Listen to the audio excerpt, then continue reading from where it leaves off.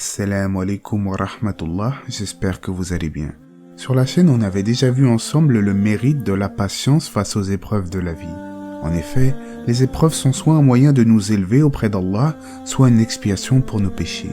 Malgré tout, on est humain, et l'épreuve attriste souvent la plupart des gens.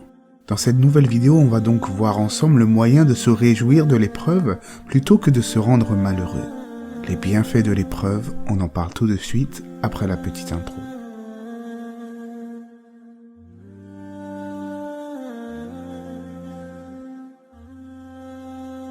Tout d'abord, il est bon de rappeler que le fait de patienter lors des épreuves est un moyen de susciter l'amour de notre Créateur. Allah dit dans le sens du verset « Et Allah aime ceux qui sont endurants ». Et de surcroît, la patience est aussi une cause de la récompense divine. Ceux qui font preuve d'endurance auront leur pleine récompense sans compter. Aussi, je ne peux résister à l'envie de partager avec vous les paroles d'un grand savant de l'islam au sujet de la patience.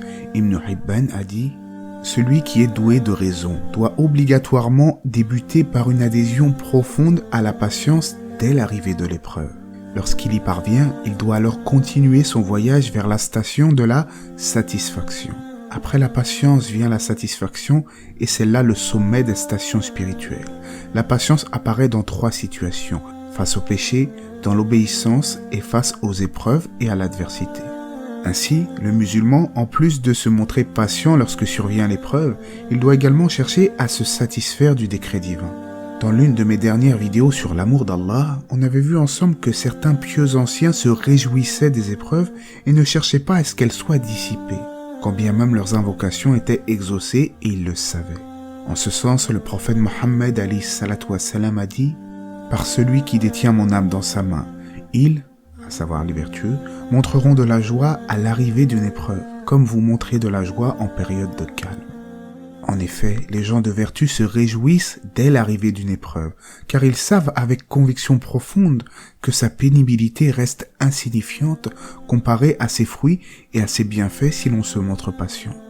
Également, le prophète alayhi salatu wassalam nous a enseigné que personne n'a reçu de don meilleur que la patience.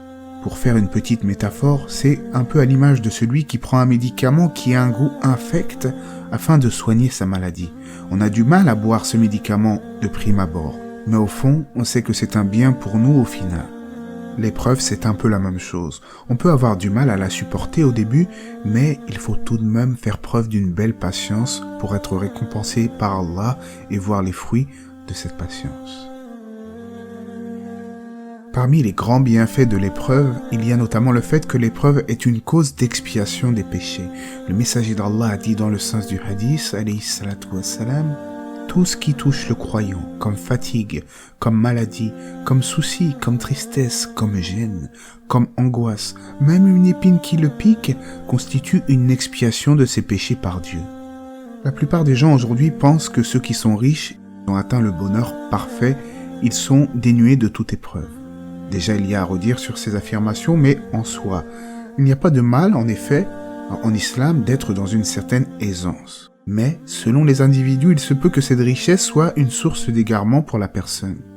Rappelez-vous l'histoire de Nemrod. C'était celui qui avait osé débattre avec le prophète Abraham alayhi salam, sur la rububiyya d'Allah, sur sa seigneurie, en prétendant lui-même être capable de faire vivre ou mourir. Il s'en était enorgueilli. Et si on y réfléchit bien, il est fort probable que si Nemrod avait été faible et pauvre, il n'aurait jamais parlé de la sorte. C'est le pouvoir qui pousse parfois l'homme à devenir arrogant, vaniteux et finalement oppresseur dans certains cas. Au lieu de remercier son Seigneur à l'image du croyant Dhul-Qarnayn, qui lui avait eu des richesses, mais qui avait su se montrer reconnaissant envers Allah, eh bien certains malheureusement font preuve d'un orgueil criminel. Pourquoi je dis cela? Car le fait d'être pauvre et démuni peut parfois être bien pour la personne. En apparence, c'est une épreuve, elle se dit éprouvée, mais en fait, au final, c'est un bien pour lui. Allah dit dans le sens du verset, « Prenez garde, vraiment l'homme devient rebelle dès qu'il estime pouvoir se suffire à lui-même. » Lorsqu'une épreuve touche un musulman, parfois, il serait tenté de se dire « Ah, c'est parce que je suis mauvais, c'est parce que Allah ne m'aime pas. » Et en effet, parfois les épreuves sont un châtiment et un moyen de nous purifier de nos péchés comme l'a enseigné le prophète alayhi salatu wassalam. Mais cela ne veut pas forcément dire qu'Allah ne t'aime pas.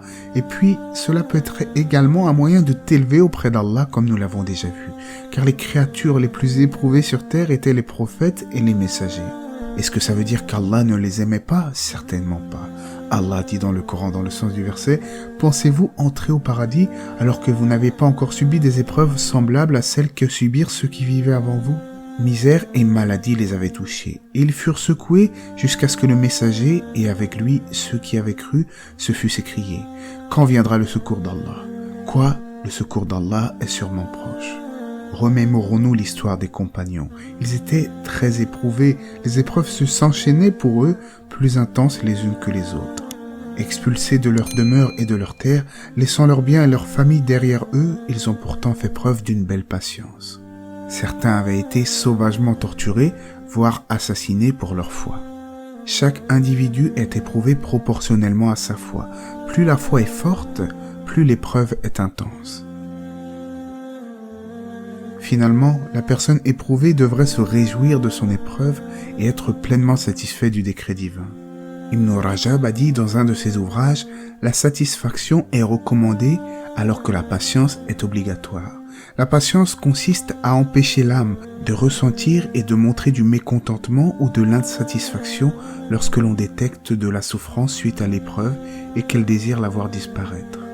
La satisfaction représente un déploiement du cœur face à l'épreuve, une acceptation totale du décret divin et l'absence de désir de la voir disparaître.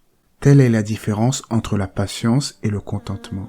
Lorsque la souffrance se présente, le contentement la diminue grâce à la certitude et à la connaissance qui se sont enracinées dans le cœur. La souffrance peut même finir par disparaître complètement au fur et à mesure que le consentement se renforce.